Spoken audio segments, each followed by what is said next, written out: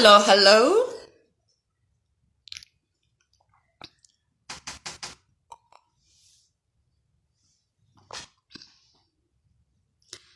Hi, oh God. So glad to see so many of you from season one. Thank you, thank you, thank you.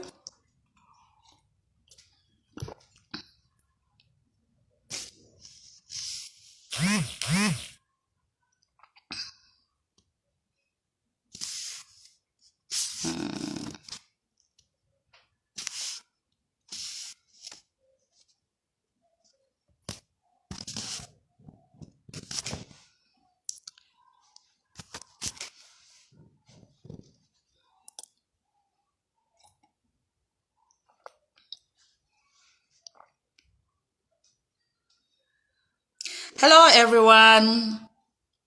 It's so good to see all of you. And thank you for joining us for this final season of Artistic and Afrolit and Frontières.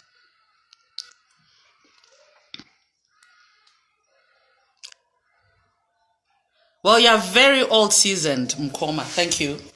Um, Thanks, Ndegwa. Lerato, could you request me, please? I can't seem to see you. Oh, there you are.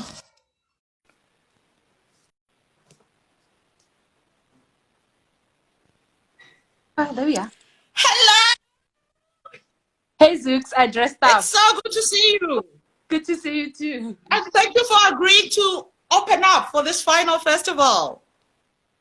Yeah, it was a bit brave because I know how you are, and also you've seen me on the road, and also you know how I get, so I can't even be PR or like lie. Nobody does PR Afrolit. Okay, before we begin, I need to say 5 minutes, not 5 minutes, 3 minutes. A lot of the books that you're going to get on this program, including at least the ones in English, including Leratos Vagabond, are available. If you are in Kenya, they're available from Prestige Books.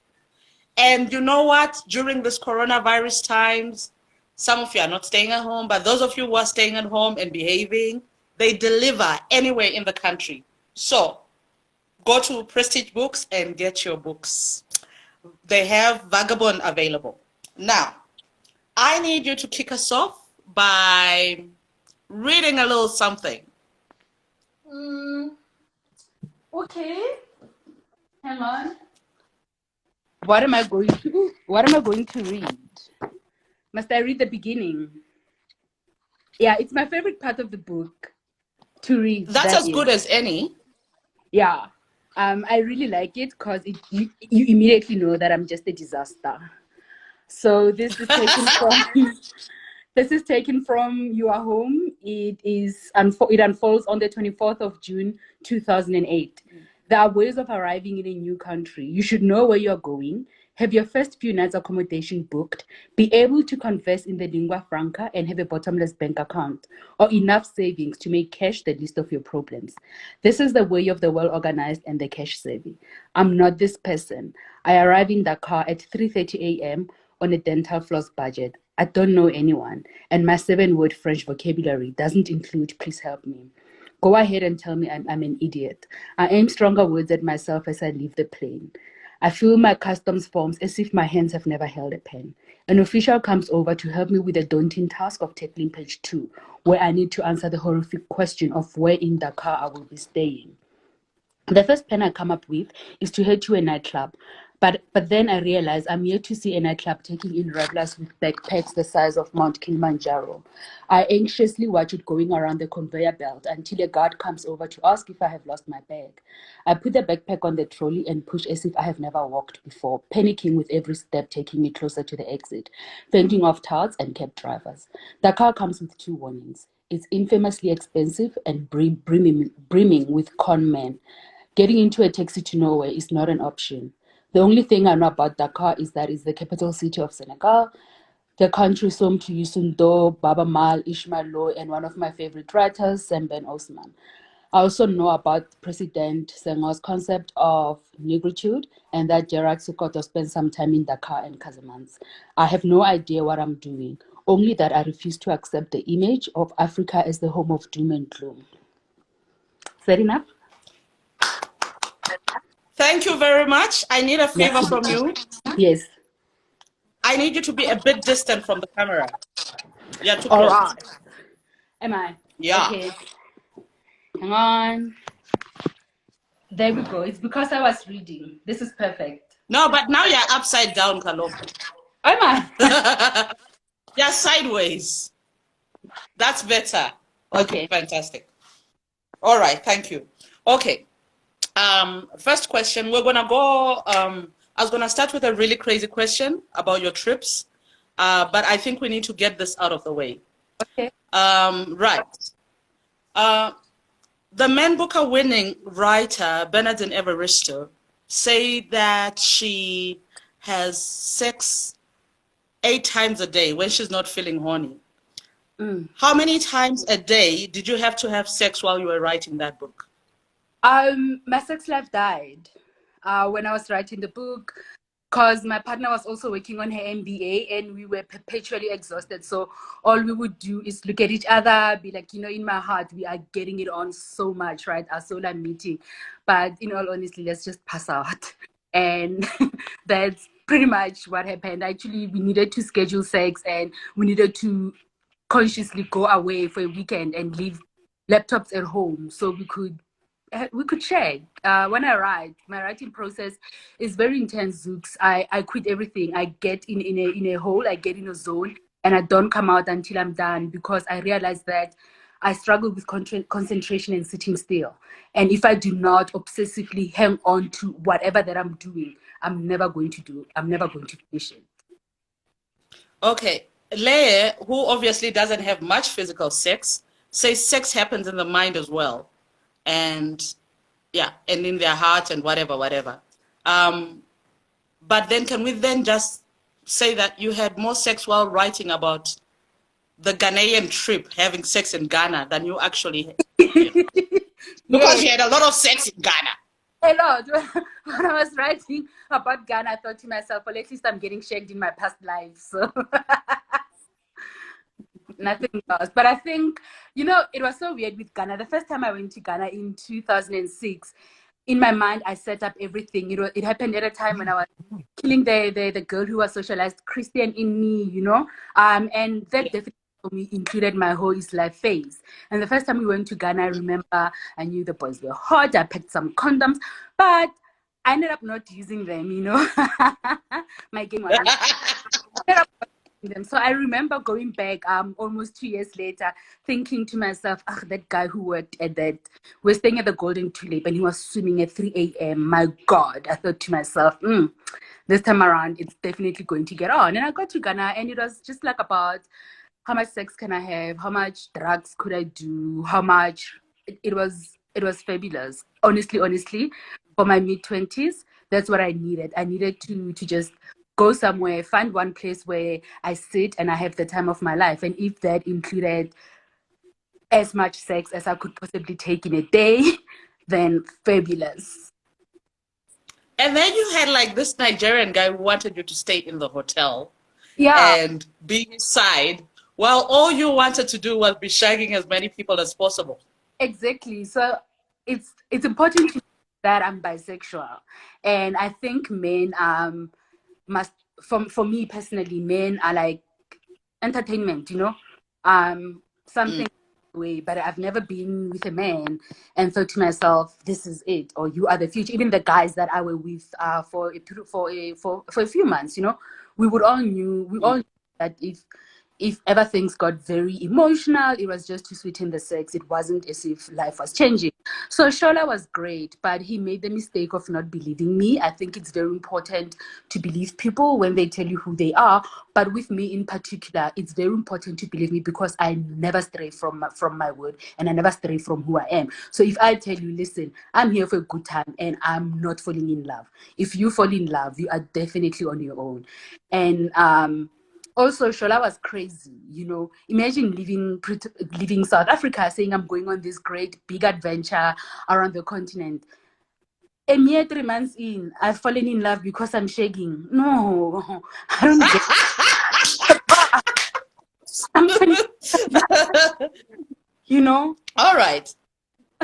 I think You know,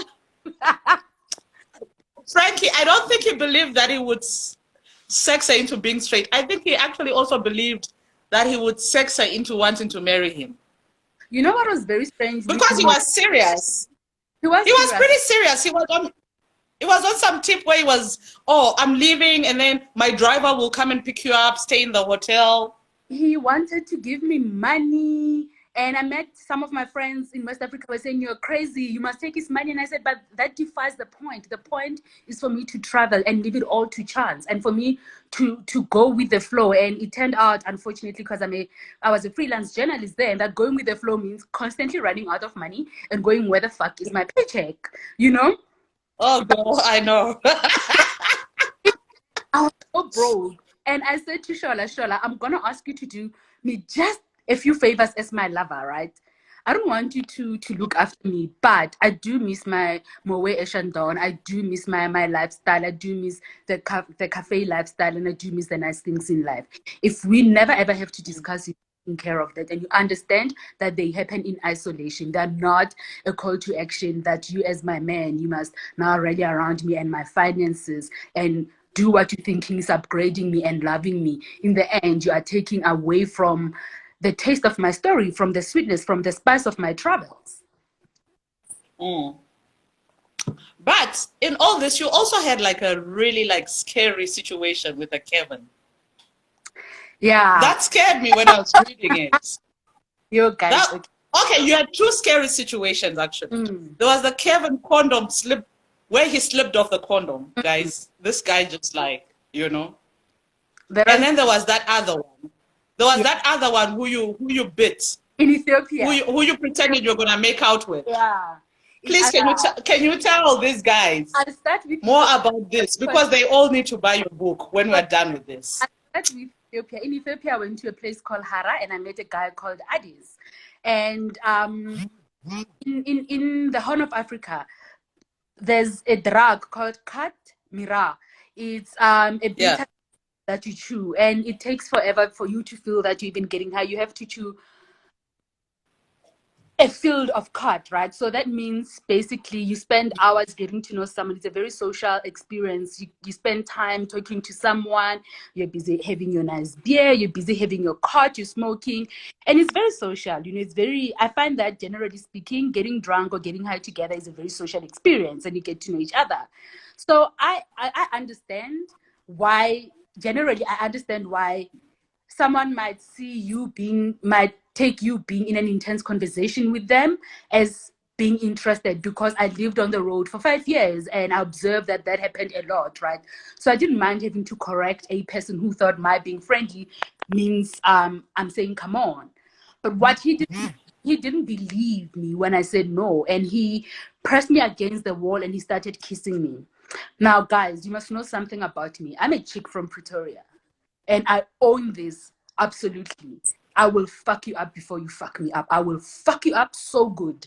Your ancestors will come from the grave and give me a round of applause, because I would have fucked you up.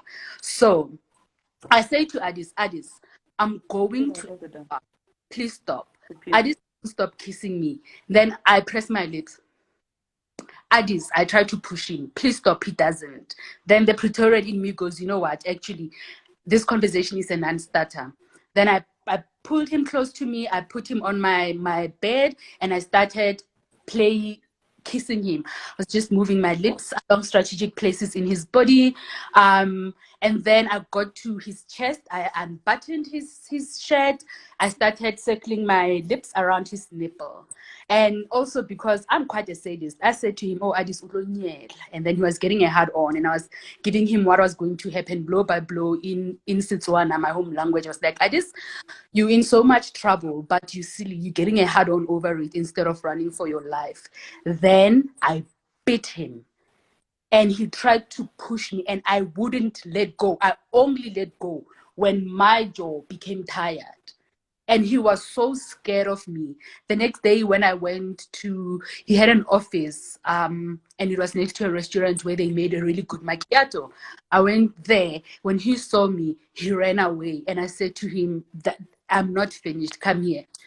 Tell me more. Why did you want to do that? What was that about? And then he showed me his body and he said to me, you injured me. He had a, like, you know, when there's a blood clot and it's like red, and it doesn't disappear. Because then I said to him, Addis, now I'm from Pretoria. I will fuck you up first before you fuck me up, eh? I'm not on F to be a casualty. I'm definitely not here to be a casualty. I left him then. In Abidjan, there was a guy called Kevin. And it was December. In Abidjan, I was living my best Sex and the City lifestyle. You know, I worked, but mostly I partied with my friend Crystal, or pretended like I was a kept woman and went to enjoy cafe culture, enjoy the arts and all those things. So I meet a guy, we get into a fling. His name is Kevin. He definitely seems to understand it. You know, we're having sex and he removes the condom. And how I know that he removes the condom is that, like, two things were happening. I really loved Lucky Dube, and Lucky Dube was playing, you know. So I was never going to forget this incident. Number two, my mom, when I was 15 or 14, going to 15, somewhere there, my mom had a sex talk with me, and her sex talk was, you're definitely not going to be a virgin until you're married, you know, or maybe you will be, but being a virgin until you're married is something that you choose. It's not something that should happen to you. And right now, you might not necessarily be interested in boys, but, you know, you go to varsity, you meet a different set of people, and you start discovering so much of yourself, including romantic feelings and wanting to explore sexual attraction. What you must never ever do is to have sex without a condom. If you are not planning on having a kid, then your sex can never ever lead to a kid. Secondly, you must never ever do not catch a disease. So always protect yourself, always insist on a condom. And it lived in my head so much because it was my biggest fear. I felt like this woman didn't treat me like a stupid teen who must be threatened with myths about sexuality and everything. And she was empowering me. And if I fall pregnant, it would be such a letdown. So that was always such a big fear of mine that even when I had sex with guys, we would stop to check, like, hey, is that thing on? So I was just doing my routine checking of the condom when I discovered that bastard had taken it out. What shocked me is that I didn't kill him, because I definitely have, like, the temper of a cobra, and I definitely unleash it on men. Definitely unleash it on men. My single most accomplishment in life when I die, it will be that I put the fear of God and gods in men's hearts. Ha! No, that thing was just, oh yeah, I see Edwish is here. Edwish, these are your people over there in Abidjan. But you also, just like, when did you ever get to meet Wera Licking? Because you went to stay at a place, right? Yes, Wera was out of town for the longest of time when I was in Abidjan. It was so frustrating. She was touring, she was busy, so I never got to meet her until just towards the end of my stay in Abidjan, around towards Christmas time. She came back from her travels and she was at Village Key, and she put on Christmas Day. I remember everyone who lives at Village Key was dressed in white. There was going to be a performance.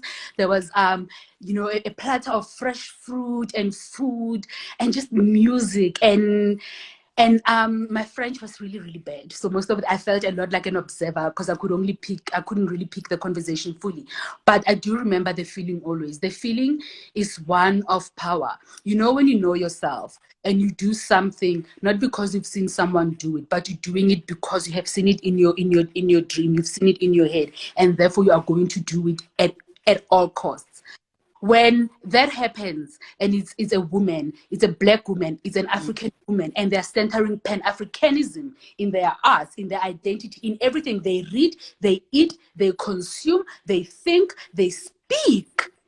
My God. You know, it was firstly meeting someone that I admired greatly, but also meeting people who really inspire my politics. You know, I'm all about Africa. Africa first, Africa second, Africa last. You know, everything I consume, all my culture, everything comes back to this black skin and comes back to this continent. So to meet someone like Were Leaking was very Who gets that? yes, but also as a South African, I feel very alienated in my blackness. Oh, sorry, I feel very alienated in my blackness in this country because popular culture doesn't center Africa. Popular culture will never ever say to you, here is a collection, not just popular culture, all our culture will never say to you, here is a collection of Zukiswa Wanner's books, right? Easy to access. Says to you, only if you are interested in Black African women will you then know of her existence. And that is highly problematic. You know, when I left South Africa, I still had a column at the City Press, right? And I remember towards the end of my days go City Press, it was so frustrating for me because even South African artists were annoying me. I'd be annoyed, may he rest in peace, that Double HP would say things like harambe, harambe, harambe, right?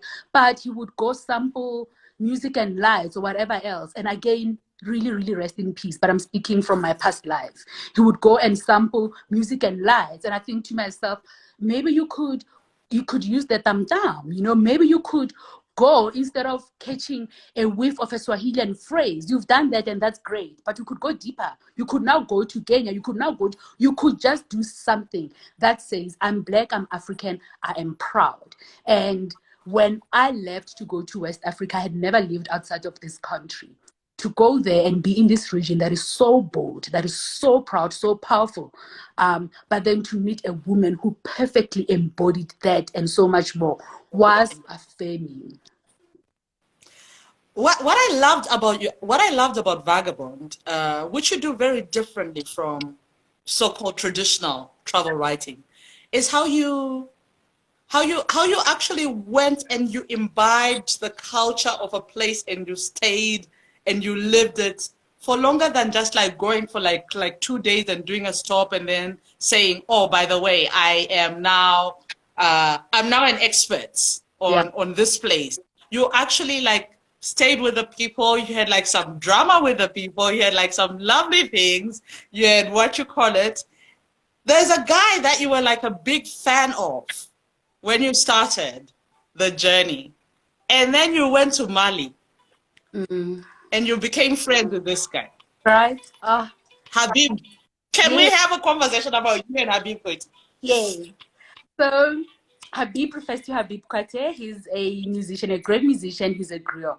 And there's an album of his that he has called Afriki. I used to listen to it so much when I was traveling. I couldn't take things that I love. Copied a few CDs on my laptop, and then I took like 10 books or so, but I ended up giving them away because it got too heavy. But I always had music, and I always had Habib Kwate. And I remember when I was in Abidjan, I really hit down and out his Zooks. There was the Kevin incident, the internal conflict about that. You know, there was the horrible, degrading, absolutely violent experience of being not only underpaid, but not being paid on time. And that I did with everyone. All the editors who used to commission me, and I would call accounts and people would not get me. And I would say to them, this is a trigger. My grandmother worked for white people. She had no rights. She had no say. I'm well educated. I did things. And even exchange where you required my education and my skills for me to get this money, even in that exchange, you are still being dodgy with it like that. So I was really, really at a low point because I had been consistently fighting, particularly Media 24, to pay me. From June, I'd been fighting for them to pay me on time. And it was now December, and I was hurtful. And I remember I wanted to go home. Just for a little bit, you know, just for like a few weeks or whatever. And I sent my uncle an email to say I might need a lift. You know, I'm not sure, but I might need a lift from the airport. When I got back to my room, I started playing Habib as I was packing my clothes and everything. And listening to his song, I was like, actually, no, this trip has not even started for me. Because what happened until that point was I wasn't fully immersed in my travels. You know, I still didn't speak French, for instance. You know, I still was terrified by the thought of having to use a public toilet anywhere on the road because it would be a hole in the ground. And there were a lot of things about living in West Africa that were great, but also I missed my independence. I missed my individuality. I missed the way in Johannesburg I could light up a cigarette and no one fainted, you know. You missed having a room to yourself too. That too, girl. And listening to Habib Kwati, I was like, nope. You know what? I'm not going to stop. It really is crap, and this is not going to change. I accepted my situation. These people are not going to pay me on time. They're not ever going to really be on board with this, and they don't give a fuck that it's humiliating and disempowering. So what I'm going to do is I'm also going to trust people completely. So then I would introduce myself to people completely. Hi, I'm Lerato Mogoatlhe. I am traveling. I'm a journalist and I'm never paid on time. So my presence is not about what I need to do. That is fear. I've never paid on time. So we all needed to make a plan. Taxi driver said to give me lift. When I went to pay for you got some really crazy stuff where you call the guy up and like, okay, I'm now paid. Yeah, no, because I'm bringing you your money. Yes, because I realized that was the only way I'd be able to travel was for me to just start telling everyone what the thing that was stressing me and keeping me up at night was how am I going to spend another day here when I'm not even sure what I will eat. Of course, I always had something to eat, but when you have $10 left on you, what you're eating is not exactly what you want to eat. You know, you're like keeping hunger at bay. And once I gave over my travels and gave them to other people to become part of my journey, everything fell into place. Then I was more open as well to experiences. When someone said, come move in with my family, I was like, sure, no questions asked, you know. And I would never have done that in the beginning in Dakar. I only did it because I ran out of money. So I started getting more and more out of hotels, out of being a tourist, out of maybe even places that I loved and had been the reason to go to a specific country, right? So let's say, for instance, I went to Ghana because I loved Accra in 2006, but then I was traveling and I wanted to visit again and travel down the coast. But while I was in Ghana, then I decided, actually, now that I'm here, I don't have to tick boxes, you know. If I'm in Ghana and I don't go to a particular tourist point, it's fine. What matters is that I surrendered. If I can pick a moment where I'm aware that I'm surrendering, and then in that surrender, a new journey happens, right? So remember when we met in Kenya? Yeah. We were walking down the street. We were walking. I was just walking down the street in the CBD. Yes, and you saw me. Yeah. And I was like, come to my house. Yes. And I think, I don't know where I was going to, but the plan was to leave. You know, the plan was to just like leave Nairobi for a while. And I'm like, change of plans. It's a different dimension now to Nairobi. Exactly, like that. Exactly. Yeah. Right. There's been a question from there are a few questions from the audience.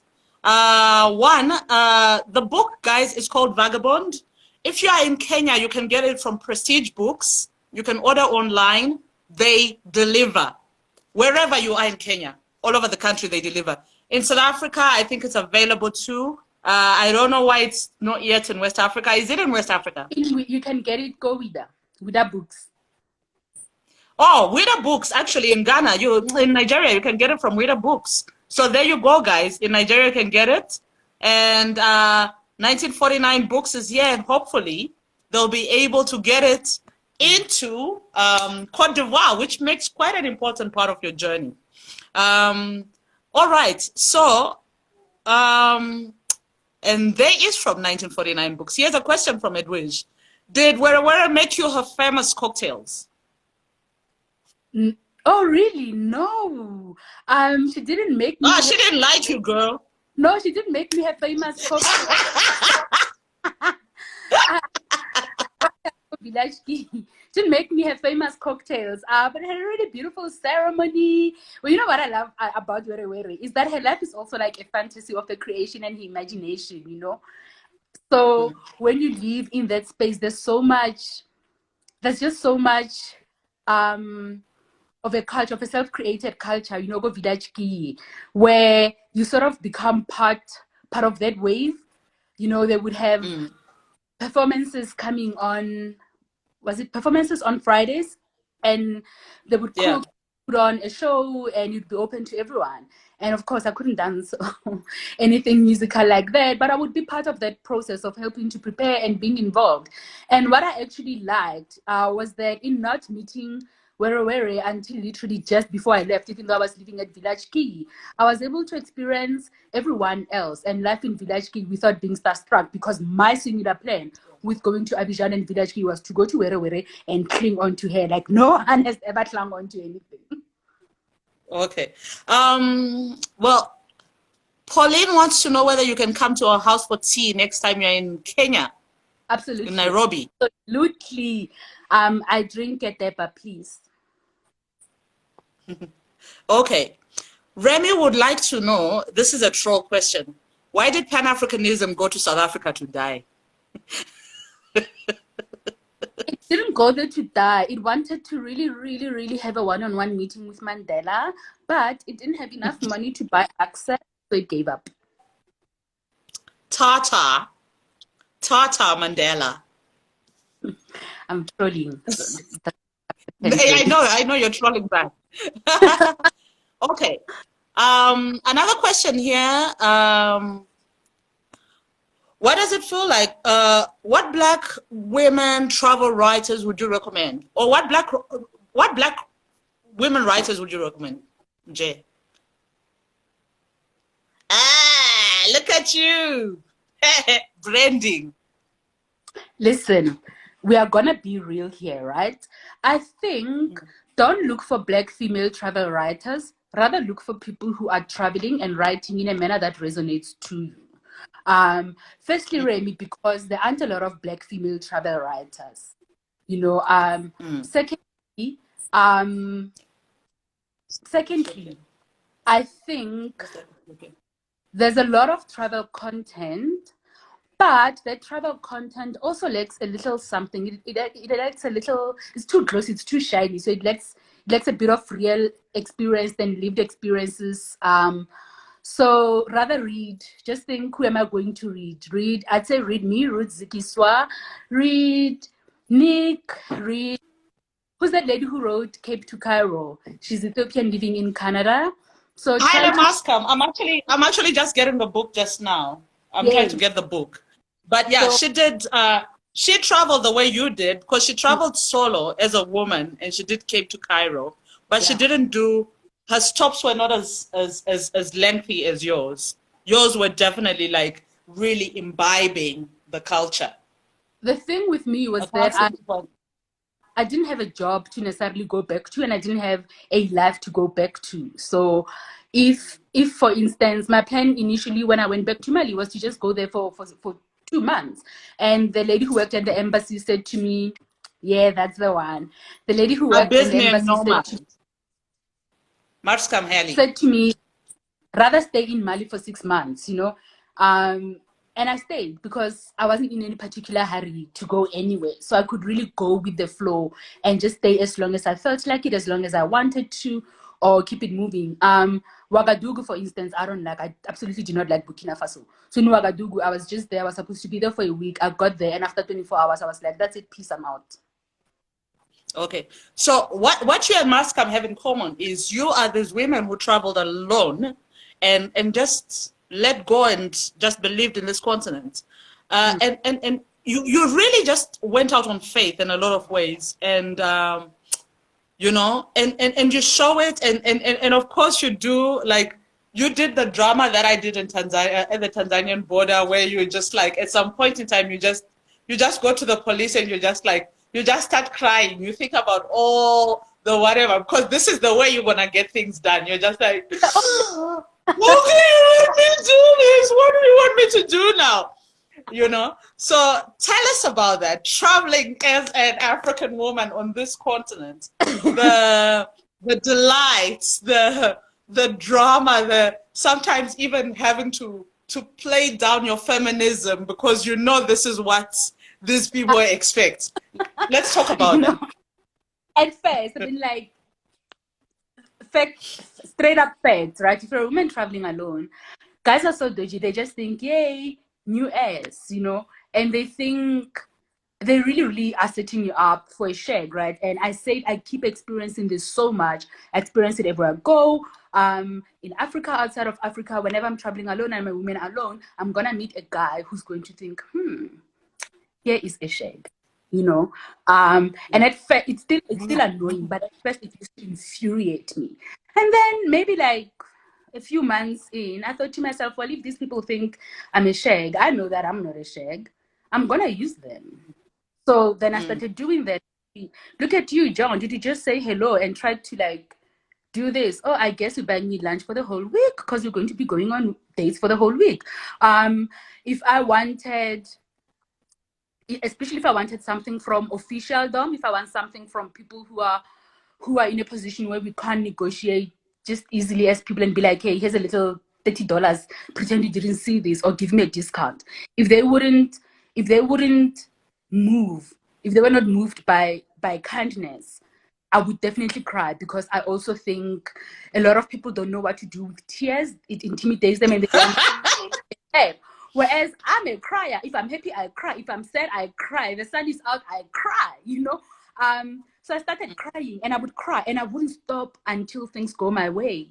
I wouldn't stop. When I was arrested in Uganda, I thought to myself, well, I've done a number on myself here. I was arrested at the first Pride Uganda. I was the official photographer. Yes, I was about to come to that. You went to the first Pride Uganda, then you got arrested, and then you just, the other people were whatever, and then you cried, and then they let you go. But ultimately, you realized you were wasting your tears because everybody else was let go. You know, so it's one of those, that incident. Sometimes Africa can be so exhausting, because on the one hand, we want to be self-sufficient. We don't want Western saviors. But you know who saved our asses that day? A bunch of Americans working like alpha male. You know how they walk around the continent, working like alpha males with their chest puffed out, you know? And and they saved the day. But before I knew that they were coming in, John Koelani was our ambassador in Uganda. Dude. Guy thinks I'm a dog. And that guy used to be with you guys at Media 24, didn't he?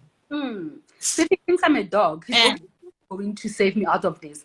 So I started crying. I said to myself, I'm going to be obstinate, and I'm going to cry, and I'm going to be dramatic. And I started putting on a show. By the time it was my turn to be booked, I said, you will not book me unless you tell me what I've done. And that's it. I'm being obstinate. And the two guys were starting to get irritated, but they couldn't do anything. Now, the thing with women, really can't pull a number on us because we do not play that game, right? So this female officer comes to me, she sees me, she takes one look, and she thinks, well, this drama is ending right now. But unfortunately for her, I wrote the script before she even came in, so she was always going to lose. So she pushed it just a little. It wasn't a lot, you know, just a little. With myself, I have bruises. You must know this about me. My skin is so sensitive. If I do this for a long time, if I do this for 10 minutes, when I remove it, it's going to look like I was attacked. So I looked at it and I started crying. Now everyone was freaking out. Injured her, now she's crying. And then they said, oh, my sister, we're so sorry. Can we just let you go? Will you stop crying? Because it's also very loud. And then I swear I was dying when I was reading that. I just said to them, I was wearing contact lenses then, and I just went, okay, great, thank you. Because he needed to know that actually he was paid. It's thing. I will pay you, I will set you up for a fall. But there's no sweetness in me if I'm the only one who knows that you were just heard right now. And that's what happened in Uganda. But generally speaking, being a woman traveling this continent, it's not hard. Hey, Africa, I find that our continent truly has soul. It's cliched, but our continent, it truly has soul. And people put people first, you know. People care for you. They care for your well-being. And it's not even a show, you know. People want to know that you are fine. People are automatically protective of you. And they almost want to adopt you and make sure that, number one, they make sure that you're fine. Number two, make sure that the story that you have to tell is one that's great. Because also I would tell people why I was traveling, and we would all complain about how Africa was being portrayed, you know. So we were all, it was our mission in all of this. We really, really had to make this sparkle, because if it didn't sparkle, a book was still going to come out, but we were going to be so messed up if this book was not about us and the things that make us beautiful. So ultimately, it was very easy for me because people were very protective of me, which was great. It meant I didn't have to always take care of myself, which is exhausting. I found it exhausting because when you live on the road, you live from hand to mouth. So there is no bill that you pay and you never have to think of again. Every time you sleep, you pay for this bed, I must pay for this meal, I must, and little things that's annoying. So to have someone constantly saying, no, come to my house, my sister and I will cook for you. Don't worry about it. We're great. And also another thing about being a woman alone is that it gives you a lot of room to play around, honestly. I think if I was traveling with someone, probably, or a guy friend in particular, I wouldn't get... You'd have to compromise too much. No one would take pity on me. But because I was a woman traveling alone, I could I could really get away with everything. I remember for my 30th birthday, I said to myself, I'm going to do an express trip from Bamako and end up in Cotonou, right? And I'm not paying for anything that I can avoid paying for. So at Bukit Border, I asked that guy to let me pass for free without a transit visa. Because I said to him, I'm turning 30 and I'm single and my mom is worried. Can I give you my number? So I'm going to Cotonou to find my mother's son-in-law. Yes, I'm like, do you see my passport? I'm always standing around this country because I kept on going up and down West Africa. So many countries were return trips. And then he passed, and I'd get somewhere and I'd see that, oh, look, it's just a bunch of guys. And I always used to wear a dress that shows out my cleavage, and I'd wear a kanga on top to cover or uncover as needed. And that's what I did, right? I also, and I know this is also a big part of it. People are not fools, right? So people see your gimmick and they know that you're putting on a gimmick and we can all laugh about it. They let you have your way anyway. Yeah. The other thing that I want to, when I first went to Ghana, it was in 2008. And, I was mortified because it was in the work of the 2008 Afrophobic attacks. And then the first person, we had this guy in the car and he said, he was driving us and he said, there are two countries that I never want to go to on this continent. And I said, which ones, and I remember I was with Nick and I was, and we're with other people. And he said, Nigeria and South Africa. And I said, well, why don't you want to go to Nigeria? And he said, well, these Nigerians, they come here, they take our jobs, they take our women. And I was like, I don't know whether this guy knows how South African it sounds right now. and then I said to him, and why don't you want to go to South Africa? And here we're all worried that he was going to talk about the Afrophobia. Did this man just not turn, veered, parked, and he turned and he said, you people, you killed Lucky Dube. You killed Lucky Dube. How many times did you get tired of that question? How many times did you get past that question? You killed Lucky Dube. And it feels like you almost want to say, but I was also at home sleeping and I'm shocked and hurt because it's so personal. I got this question all the time from arrival in West Africa all the way through around Central, East, West, North. People would ask me, why did you kill Lucky Dube? And then they would say, we don't believe that it was a hijacking gone wrong, because if your plan is to hijack and you get there, you see that it's Lucky Dube. Surely you cancel. You would, yeah, exactly, right? Do you know me? I just apologize for it, like I'm the one who pulled the gun on. That's how I deal with it. How did you deal with it? I just go, South Africa, and then we hug. I mean, like my yeah, like in my heart, I'm actually Ghanaian. I let people vent if they want to vent. If they're shocked, I just let them express their emotion and everything. And I keep quiet because there's nothing I can honestly say without sounding like a piece of, without sounding crass. Because if someone says, why are you killing your brothers and sisters? And you say, but I don't believe in that. The question wasn't, do you believe in that or not? You know? So Yeah. because I don't have the answer. You also don't want to sound like the white people of black people, you know? Yeah. You know, and that's very important. Oh, that's the worst thing you can become as a, you know, as a person generally, is to be a white black person. so I let them express whatever they want to do. We hug, we talk it out. Sometimes we have a beer out, we shake it out. But I realize that for a lot of people, it's hurt, it's anger, it's confusion, and they're expressing doesn't mean that they're directing it towards me. You know, if you're not South African, you don't live in South Africa, you've never lived here, and this thing keeps coming up, and then by chance you meet this South African in your neighborhood. You know, you want to have that conversation, and I have to be aware that conversation. Absolutely. it will be had, and I cannot stop it. Frankie wants to know, are you still freelancing, and how does it factor into your longer nonfiction today? Yes, but I always freelance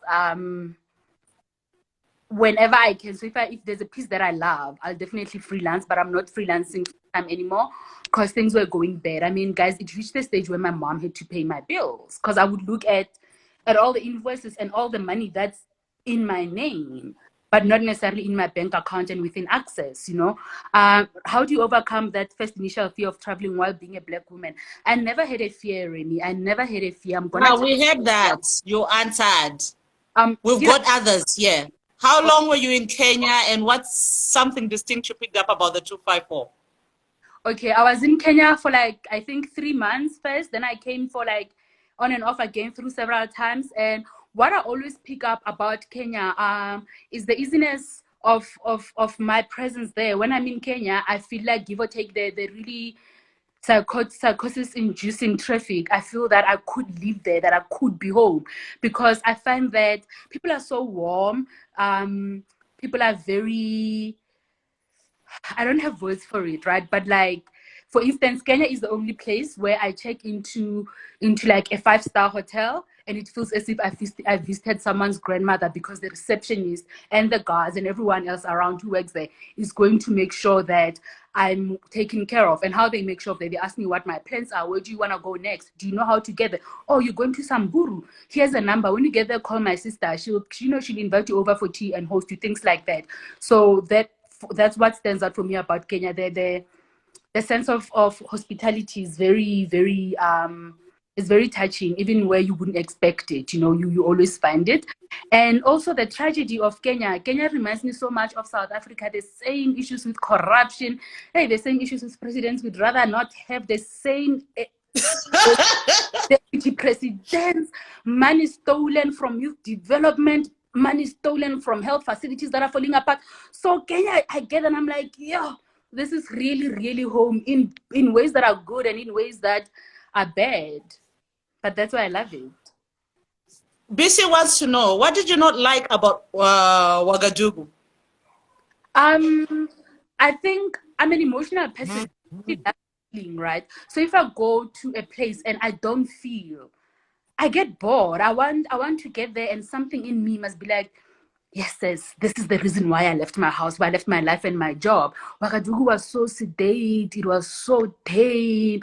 You know, people were so chilled.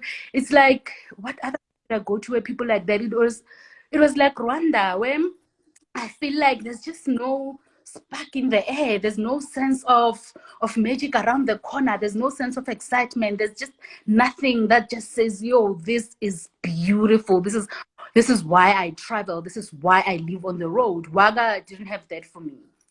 It's one of... There's a country that you went to that I haven't been to. That was like a pleasant surprise, where I was like, hey, yeah, when the skies open up, I am going there. Burundi. Tell us about Burundi. Burundi is so laid back. It's fun. I think what I liked about Burundi, it was so unexpected that I said, because a friend of mine, Tapelo, said he visited Burundi and he liked it, and he thought I would like it. And I was in the region, so I went there. And what I like about it is that, you know, in places where there's absolutely no tourism at all, right? The place only offers you its character, it offers you its people, because there's nothing else that's gonna blow you away. It's not, it has beautiful places, it has beautiful things, but it's not necessarily vibrant. When you go to Saga Plage, for instance, the beach, it's great, but like you've been to bigger, better, much more awe-inspiring, right? But what I found was that people make a place, but where there's nothing else, you really get to appreciate people even more. So when you go to, I remember when I got to Burundi, sure, everywhere people come and they want to befriend me and sort of like be my friends, you know. But in Burundi, it felt a little, I wouldn't say weird, because that's not the word. But I remember I was at this place having coffee in the morning. Next thing, I'm back in the afternoon having Heinekens and editing someone's poetry, you know. And I'm like, how did we get here? But that's just the easiness of it. You know, you get into a moment and it's as if you've been there your whole life. And also the one, it's always this, it's the hospitality. There's just something about this continent and the way strangers are welcomed, but particularly when you're a Black stranger, you know, the way you're welcomed and the way people hold you in their hearts and the way people want you to experience that place. In Burundi, the biggest offense of I kept on apologizing. The biggest offense of my life in Burundi was that I honestly didn't want to live at anyone's house. I wanted to live in my own space, you know, like moving into someone's mother's house and living by family rules. But it was such a constant source of apologies, because from the moment I got into that taxi in Rwanda, people were trying to claim me, like, yo, you're coming with me. And when she leaves your house, she's coming to my house. So it's kind of like that. But also, I love a nation that parties. I love a nation that knows how to have fun, that knows how to relax and not judge anyone for doing it. Right. I think I can only ask two more questions because we're almost out of time. Second last question. Mozambique! Go. Great. Mozambique is the reason that I do no longer tolerate bullshit. When people say they cannot travel because traveling is not for them, and by people I mean Black South Africans, when people say, oh, you can, you know, that you travel, that's what you choose to do, I'm like, no, that is what is called seeing life and the beauty of life, right? With Mozambique, I used to think I couldn't afford to travel before I started traveling. Firstly, because as a lifestyle journalist, I used to get sponsored events. So if I'm sleeping at a penthouse, of course I'm really not thinking of a hostel, right? So that was my own get over. Number two, the idea that traveling needs planning, it needs a lot of things, it just needs you to go. And Mozambique for me typifies that so much, because you get in a bus and 6 hours later you are in a completely different landscape. Yeah, there. Exactly. Culture, completely different everything. And when I first went there, I said to myself, to think this has been here all my life, all this time, and I didn't prioritize it. You know, that's what I realized with Moz, that when you want to travel, you will travel. And I know traveling can be seen as a privilege, and I understand that there's money and things involved that allows us to be able to travel. But I really do think that if you're in a position to travel and you do not travel, you are doing yourself such a disservice. There's just something about leaving what's around your corner and surrendering to a place, to a new place and a new existence and way of living. If you are in a position to gift yourself that, but you choose not to, for you, this is how you'll be dying and begging God for more life. Okay. The two worst nationalities for me when I'm traveling to meet are generally Americans and South Africans. What are the worst for you? Two, Americans and South Africans. See, that's it. Americans. What's your reason? They're in Africa to be saviors. An 18-year-old American boy will sit and tell you a 35-year-old well-educated pensionist about the history of Africa from the from the 16th century, and you're like, and then can you even spell it? Or that word you call, right? I don't like Americans. They dehumanize. I also don't like the French.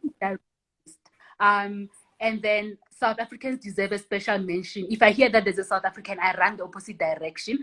And because South Africans think we are better, we think we are exceptional, and South Africans... Oh God, yes, South African exceptionalism. But you know, this is the thing also why I also don't like encountering Americans.